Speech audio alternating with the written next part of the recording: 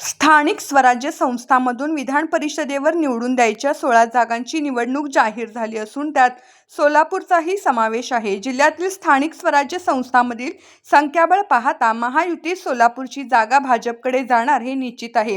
भाजपकडून माजी आमदार प्रशांत परिचारक, राम सातपुते, राजेंद्र राऊत, राजन पाटील यांची नावे चर्चेत आहे.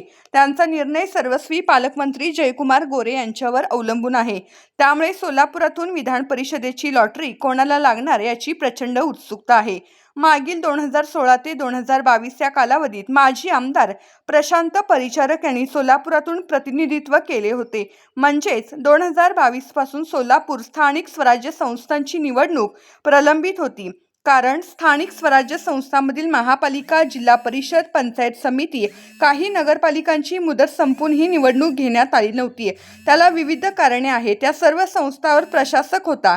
त्यामुळे सोलापूर स्थानिक स्वराज्य संस्था विधान परिषदेची निवडणूक तब्बल 4 वर्षे रखडली होती.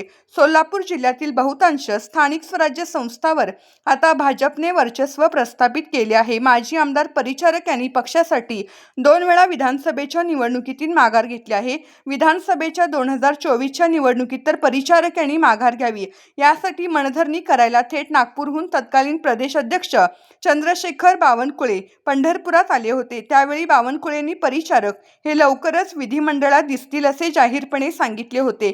त्यानंतर राज्यपाल नियुक्त आणि विधानसभेतून निवडून द्यायच्या जागांमध्येही परिचारक यांचे नाव चर्चेत होते.